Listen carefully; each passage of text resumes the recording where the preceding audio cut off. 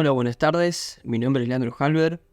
Hoy vamos a ver la primera clase de fisiología muscular, la que hace referencia a mecanismo de contracción muscular, la que hace referencia también a todos los componentes que componen un músculo.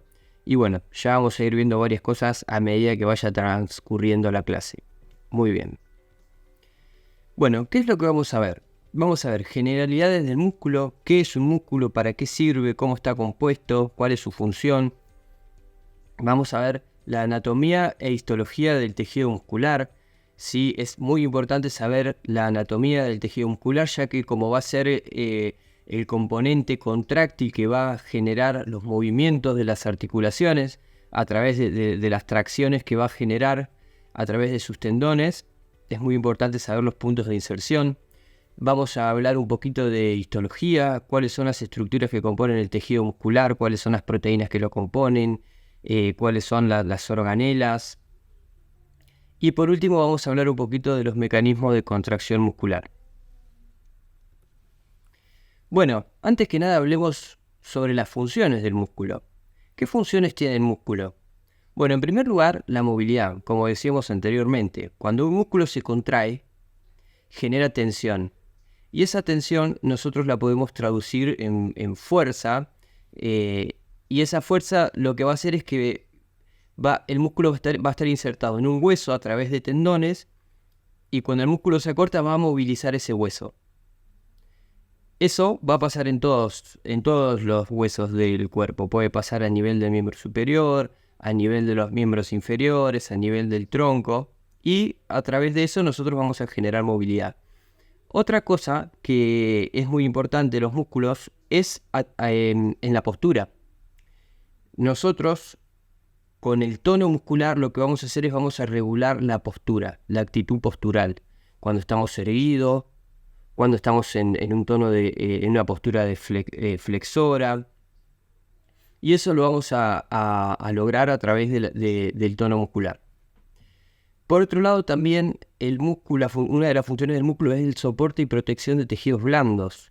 Principalmente el recto anterior y los oblicuos del abdomen van a proteger los órganos internos, como el estómago, los intestinos, el hígado.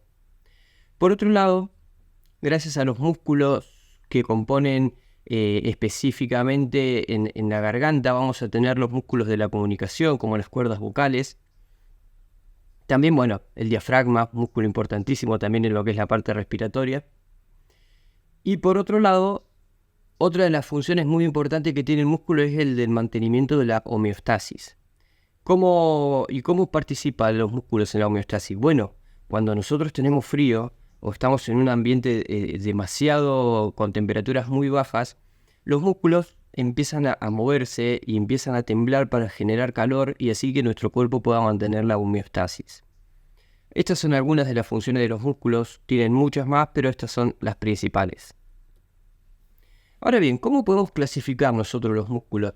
Principalmente los vamos a clasificar en tres grandes grupos: músculo liso, músculo estriado esquelético y músculo estriado cardíaco. El músculo liso, como lo vemos acá, tiene una estructura diferente, es una estructura media amorfa, es uninuclear, es decir, tiene un solo núcleo. Y específicamente va a estar ubicado en lo que serían los músculos viscerales, principalmente. El músculo estriado esquelético, fíjense en que ya tiene una organización más compleja, es más organizado, es multinuclear.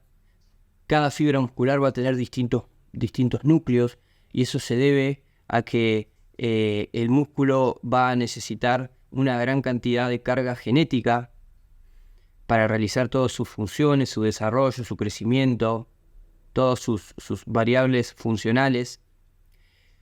Y por otro lado, las fibras musculares se van a ubicar en paralelo unas con otras.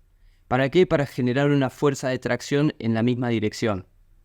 Distinto al músculo liso, que el músculo liso va a tener las fibras musculares ubicadas en diferentes alineaciones, con lo cual cuando se contraigan no va a ser una contracción en la misma línea, sino que va a ser una contracción más amorfa.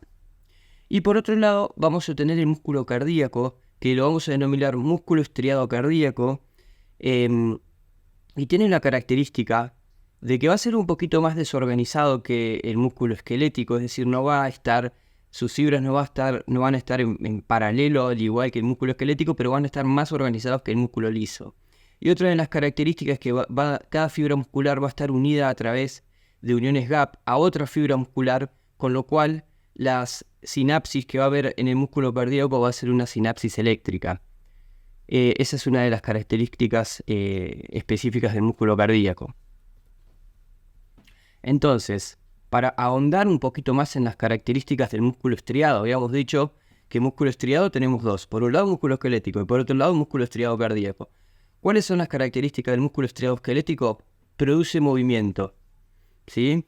Como decíamos, produce movimiento cuando se contraen, generan fuerza y esa fuerza se traduce a los huesos movilizando una articulación o generando algún tipo de movimiento. Se inserta en tejido óseo, ¿sí? No directamente, sino a través de los tendones, que los tendones son una estructura que unen el hueso, el tendón y el músculo, y está compuesto principalmente por proteínas de colágeno. El músculo estriado esquelético es gobernado por la corteza cerebral, es decir, que es un músculo voluntario, ¿sí? Va a responder a nuestro sistema piramidal, va a responder a lo que nosotros queramos mover, al músculo que nosotros queramos mover. Eso es una característica importantísima. Y por otro lado, que la sinapsis que va a ser con la neurona, va a ser con la motoneurona, va a ser una sinapsis química. ¿Qué significa sinapsis química? Significa que entre la neurona y el músculo se va a liberar un neurotransmisor que va a ser el que va a estimular el músculo para que se genere el potencial de acción y para que el potencial de acción genere toda la cascada de procesos que van a ir pasando y que van a hacer que se contraiga el músculo. En cambio, el músculo cardíaco es un músculo autoexcitable, es decir, no depende de nuestro cerebro ni depende de que nosotros queramos excitarlo, y esto se va a deber a que el músculo cardíaco tiene un mecanismo que se llama sistema cardionector y ese mecanismo genera, ¿sí?, propios impulsos que hacen que el corazón se excite por sí mismo. Esta estructura que va a generar el estímulo se llama nódulo sinusal, que ya lo veremos más adelante en alguna clase de cardiología. Por otro lado, como decíamos, las fibras musculares van a estar acopladas por uniones gap, que las uniones gap son unas proteínas que unen una fibra muscular a otra y hacen que el estímulo eléctrico pase de una fibra muscular a otra fibra muscular, haciendo que las fibras musculares se contraigan casi al mismo tiempo. Es un músculo que va a actuar involuntariamente y la sinapsis que tiene es eléctrica. Bien, vamos a hablar un poquito de la anatomía y la histología del tejido muscular. Como vemos acá, tenemos un hueso y tenemos el tendón.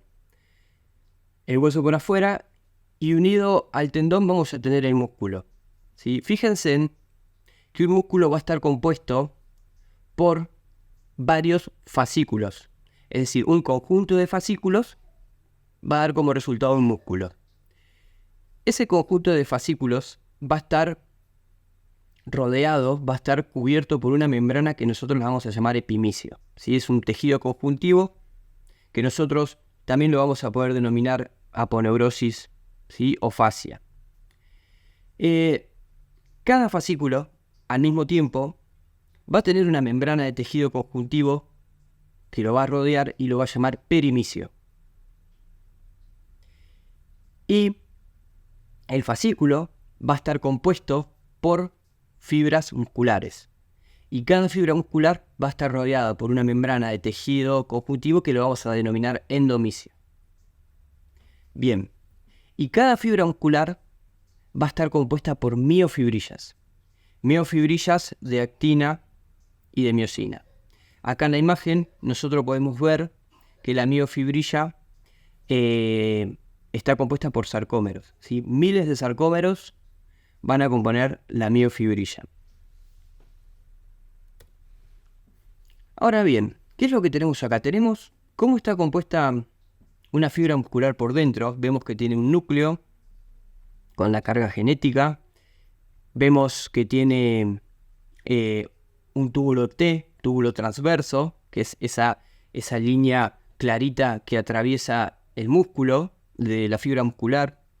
Tenemos el retículo sarcoplásmico, que es como esas bolsas que rodean a los túbulos T. Tenemos miofibrillas y tenemos mitocondrias, que van a ser las encargadas de generar ATP a través del ciclo de Krebs. Entonces, me podés preguntar, Lea, bueno, ¿qué importancia tienen todas estas estructuras en la fibra muscular? Bueno, en realidad son todas importantes y todas tienen distintas funciones. Por ejemplo, más adelante vamos a ver que el túbulo T va a formar una estructura que se denomina triada y va a ser muy importante para que el potencial de acción, una vez que es iniciado y que se empieza a transmitir por la membrana de la fibra muscular, para que ese potencial de acción pueda ingresar adentro de la fibra muscular y participar en lo que es la liberación de calcio para que después se pueda contraer el músculo. Las mitocondrias van a, como dijimos anteriormente, van a actuar más que nada en lo que es la generación de ATP, lo que sería la respiración celular. Después vamos a tener las miofibrillas, que van a ser las encargadas de generar la contracción, ¿sí? Los puentes cruzados, que más adelante lo vamos a ver, pero los puentes cruzados son cuando se unen las cabezas de miosina con la actina, que son las dos proteínas contráctiles, y van a generar los movimientos del músculo. Y ahí lo que podemos ver también en la parte más inferior de la imagen son los sarcómeros, ¿sí? Tenemos, por ejemplo, las líneas en zigzag, que nosotros las vamos a denominar línea Z, que una línea Z con la línea Z de contralateral le va a dar, es lo que es el inicio y el final de un sarcómero, ¿sí? Y le van a servir también, las líneas Z van a servir como punto de inserción para la actina. Por otro lado vamos a tener la banda A, que la banda A va a ser el área del sarcómero que indica que ese lugar va a estar compuesto por por miosina, ¿sí? Por miosina. Y por otro lado vamos a tener la banda I, que la banda I va a ser la zona del sarcómero, que en esa zona solamente va a haber actina, ¿sí? Y se va a unir la actina de un sarcómero con la actina de otro sarcómero. Ese es el diagrama del sarcómero. Entonces, ¿qué es lo que nosotros vamos a poder ver también en la fibra muscular? Que tiene distintos nombres, ¿sí? Los fisiólogos han denominado, ¿sí?, las estructuras de la fibra muscular con otro nombre, o los biólogos.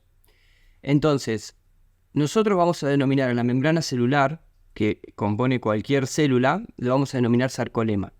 El citoplasma va a ser el sarcoplasma. El retículo sarcoplásmico, ¿sí?, en el músculo va a ser un retículo endoplasmático, ¿sí?, especializado porque va a tener una función muy importante en la regulación y liberación del calcio. Vamos a tener una estructura que se llama túbulo T, que son invaginaciones del sarcolema, como dijimos anteriormente, y miofibrillas de actina y miosina. Y también va a haber otras proteínas, que ya las vamos a ir viendo a medida que vaya pasando la clase, pero que tienen más que ver con una función estructural y una función de protección del sarcómero. Ahora bien, como decimos anteriormente, ¿cómo está compuesto un sarcómero? Mejor dicho, ¿qué es un sarcómero? Bueno, el sarcómero es la unidad funcional más pequeña de la célula muscular capaz de contraerse, ¿sí?, capaz de disminuir su tamaño y generar fuerza. Vamos a tener en la parte central la línea M, que va a ser el punto de inserción de las proteínas miosina, que serían también los filamentos gruesos, se los puede llamar de cualquiera de las dos formas. Por otro lado vamos a tener la línea H, que la línea H van a ser un área donde solamente va a haber miosina, pero una parte de la miosina que no tiene ni la cola ni la cabeza de miosina, ¿sí? Por otro lado, como decíamos, vamos a tener la banda A, que la banda A va a ser un área en donde va a estar la miosina y también va a haber una porción de actina, ¿sí? Y por otro lado vamos a tener la banda I, que la banda I va a ser solamente un área donde nosotros vamos a poder ver actina. Y en el medio de la banda I van a estar los discos Z o la línea Z, ¿sí? Son esas líneas en zigzag que sirven como punto de inserción de la actina. Así son las distintas áreas que componen el sarcómero. Y acá tenemos una electromiografía donde se pueden ver bien cada área y también se pueden ver los núcleos y distintas organelas que componen el músculo de manera real. Ahora bien, vamos a hablar un poquito de los miofilamentos que componen el sarcómero. Por un lado, vamos a tener arriba, vamos a tener la actina, ¿sí? Esta es una proteína que se va a llamar actina. La actina va a estar formada por una gran cantidad de moléculas que la vamos a denominar actina G, que son todos estos globitos, son unas moléculas globulares, ¿sí? Que las vamos a denominar actina G. Y el conjunto de actina G va a darle origen a lo que nosotros llamamos actina o actina F, que sería la actina completa. Por otro lado, la actina va a estar unida a otras proteínas, como por ejemplo la troponina. La troponina va a ser una estructura muy importante porque va a estar compuesto por 3 unidades: la troponina I, troponina C y troponina T. La troponina I va a tener afinidad con la actina. La troponina C va a ser una subunidad que va a tener afinidad con el calcio y va a ser muy importante posteriormente en lo que sería la contracción muscular. Y la troponina T va a tener afinidad con la tropomiosina. Y por otro lado vamos a tener como esa hebra que rodea a la actina, y es la tropomiosina. Y la tropomiosina es una proteína que lo que va a hacer es va a estar tapando los puntos de unión de la actina a la miosina cada vez que el músculo está en reposo. ¿Para qué? Para que no se genere la contracción muscular. Entonces, cada vez que la tropomiosina esté en su lugar, el músculo va a estar en reposo. ¿Por qué? Porque va a estar tapando los puntos de unión de la actina con la miosina. Ahora, en el proceso de contracción muscular, la tropomiosina va a sufrir un cambio conformacional, se va a mover del lugar, va a liberar los puntos de unión y se va a poder unir la actina a la miosina. Abajo tenemos los filamentos gruesos, ¿sí? La actina también lo podemos denominar filamentos delgados. Y los filamentos gruesos son la miosina, ¿sí? Que generalmente por sarcómero, ¿sí? Por cada sarcómero vamos a tener alrededor de 1500 miosinas y 3000 actinas. ¿Qué es lo que podemos ver de la miosina? Bueno, vamos a ver que la miosina va a estar compuesto por 2 cadenas pesadas, ¿sí? Que son la cola, y por 2 cadenas livianas que son las cabezas de miosina. Las cabezas de miosina van a tener la característica de poder generar ATP. Es una moneda energética que la van a necesitar para poder generar los golpes de tracción y poder mover al sarcómero, ¿sí? A poder traccionar de la actina y generar movimiento. Y la cola de la miosina va a servir como un anclaje, ¿sí? Va a servir como un anclaje y va a permitir que la proteína de la miosina se mueva y genere ese movimiento de tracción. Ahora bien, vamos a ver un poquito más específicamente. Los filamentos delgados, ¿sí? ¿Cómo están compuestos? Bueno, en principio, como decíamos, la actina estaba conformada por moléculas de actina G y el conjunto de actina G generaba una proteína de actina completa. Por otro lado vamos a tener la tropomiosina, que en reposo bloquea el sitio de unión con la miosina. Por otro lado vamos a tener la troponina, que es un complejo de 3 proteínas globulares o un complejo de 3 subunidades proteicas que van a generar la TT, ¿sí? O troponina T, afinidad a la tropomiosina, la TI, afinidad a la actina, y la TC, que se va a unir al calcio y va a generar un cambio de conformacional en la proteína para que se pueda liberar los puntos de unión. Vamos a hablar sobre los filamentos gruesos, ¿sí? Los filamentos gruesos son moléculas complejas, ¿sí? Tienen una estructura helicoidal y poseen un par de cadenas pesadas, como decíamos anteriormente, ¿sí? Que van a formar la cola de la miosina, que se van a enlazar entre sí y van a funcionar como bisagras, ¿sí? Van a permitir que la cola se una a la base de la miosina y a partir de ahí se puedan generar los movimientos. Y por otro lado va a tener dos pares de cadenas ligeras que se van a enrollar y van a formar las cabezas globulares, que las cabezas globulares van a ser el lugar de unión con la actina. Bien, acá nosotros tenemos un sarcómero, tenemos la proteína actina, las 4, y tenemos 2 miosina en el medio, ¿sí? O que filamentos delgados, actina, filamentos gruesos, miosina, pero además vamos a tener otras cosas. Acá vamos a poder ver la titina, ¿sí? Que la titina va a ser una proteína que va a servir para darle una cierta estabilidad al sarcómero y por otro lado va a tener una función como un generador de fuerza elástica, ¿sí? La titina va a tener la capacidad de elongarse y de volver a su posición normal para generar tensión elástica y al mismo tiempo para proteger al sarcómero. Es una molécula muy importante la titina. ¿Qué más? Por otro lado vamos a tener la nebulina, que la nebulina ven que está recubriendo, ¿sí? Está recubriendo a la actina y sirve como para ensamblar a la actina con el disco Z y también para generarle una cierta estabilidad y una cierta protección a la proteína actina.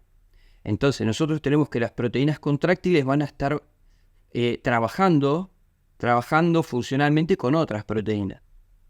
En este caso como la titina y la nebulina. Y acá vamos a tener otras proteínas como el CAPS-Z, que el CAPS-Z son unas proteínas que van a servir como punto de inserción de la actina con el disco Z, y la tropomodulina, que va a servir también como un protector y también como una guía estructural de la actina, ¿sí? Es como en el CAP-Z tenemos la inserción de la actina en el disco Z y la tropomodulina va a ser como la parte final de la actina. Entonces tenemos la actina, la miosina, que son contráctiles. Tenemos la nebulina y la titina, que son proteínas estabilizadoras y protectoras, y tenemos el CAP-Z y la tropomodulina que también van a tener ese tipo de función, ¿sí? Función de proteger a la actina, una función estructural en cuanto a que sirven como puntos de inserción de la actina en el disco Z, y también que van a servir como para darle una terminación, ¿sí? A la proteína, a la actina. Bien, vamos a empezar a hablar un poquito de la contracción, ¿sí? De la contracción muscular. Y esto se da, ¿sí? Cuando se genera la teoría del deslizamiento. Hace mucho tiempo se creía, antes de que salga la teoría del deslizamiento en 1954 por este fisiólogo, se creía que la musculatura era como un resorte, ¿sí? Que cuando se contraía se achicaba el músculo y después se elongaba, ¿sí? Era como un resorte que funcionaba contrayéndose y estirándose. O sea, si bien en cierto punto es verdad, antes no existía esta teoría del deslizamiento. Pero ¿el deslizamiento de qué? Y este descubrimiento lo que dice es que hay una proteína, la miosina, ¿sí? que se une a otra proteína, la actina, y se desliza una sobre la otra generando la contracción. Y no que el músculo trabaja como un resorte, así estirándose y contrayéndose, sino que tiene proteínas que generan las contracciones musculares.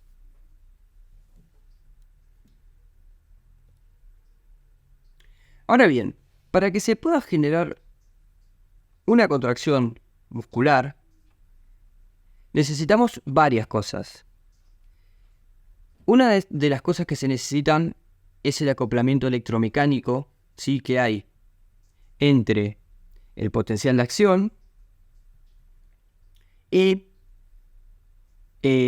la transmisión de ese impulso, de ese potencial de acción hacia adentro de la fibra muscular, es decir, hacia el retículo sarcoplasmico, para que se pueda producir la liberación de calcio.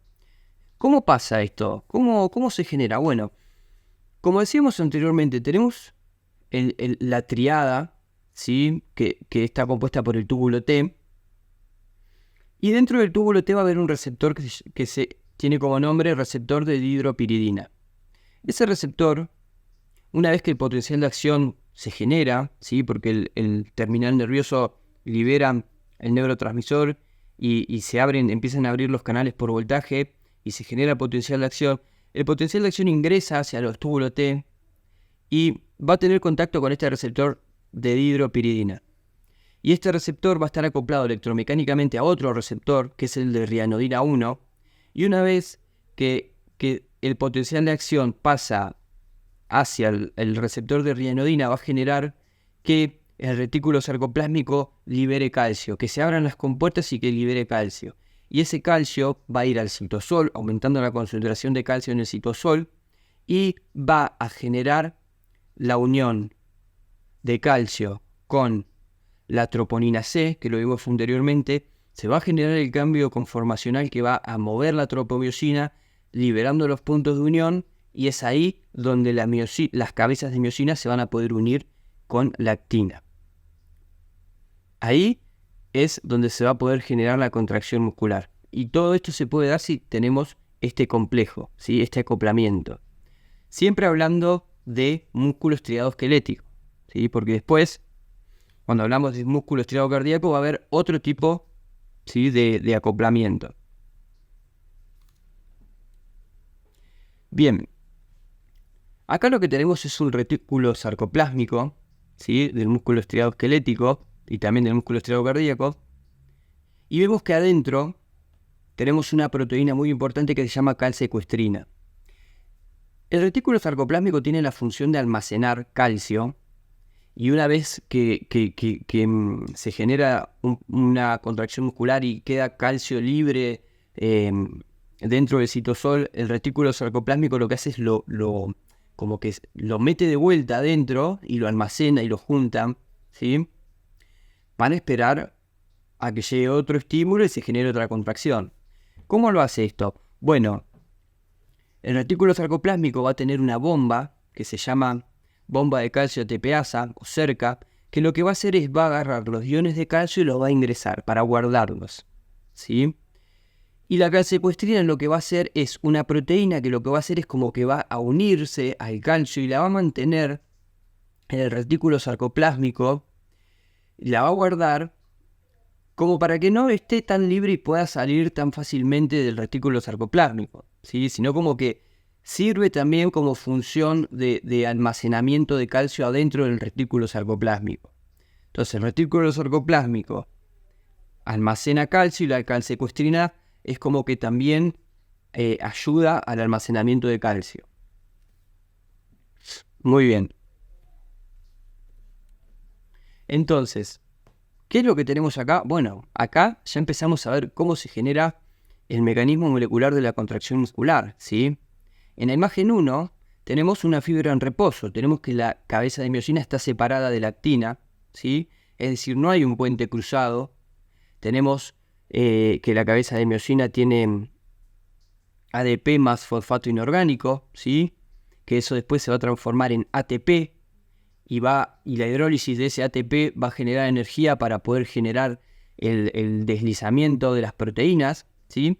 En el punto número 2 tenemos que ingresó calcio, ¿sí?, se liberó el punto de unión de la tropomiosina y ya la actina y la miosina se enganchan, quedan enganchados por una estimulación, mejor dicho, porque se atraen, ¿sí?, se atraen, tienen mucha, ¿cómo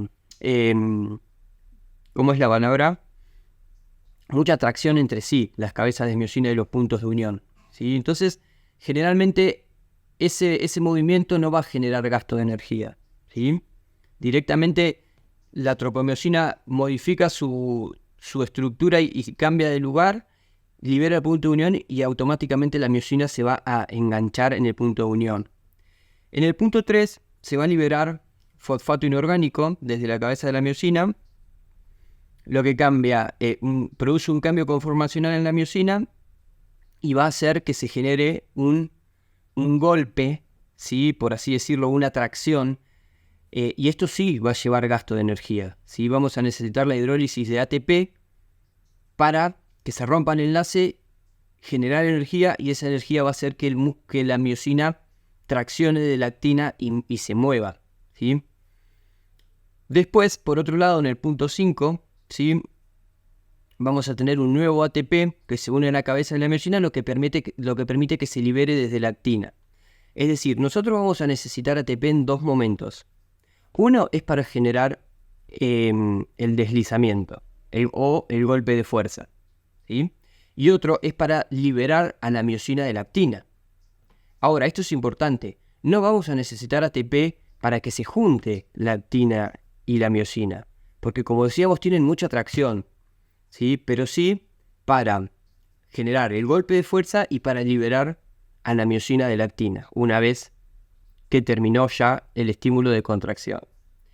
Y después, por último, el ATP se hidroliza y el fosfato se une a la miosina, lo que hace que el puente cruzado regrese a su orientación original. Claro, se utiliza ATP para que la miosina vuelva a su lugar.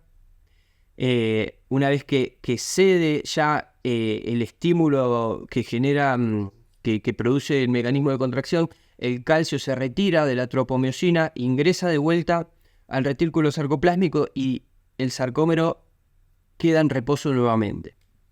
Y ese es el mecanismo molecular de la contracción muscular.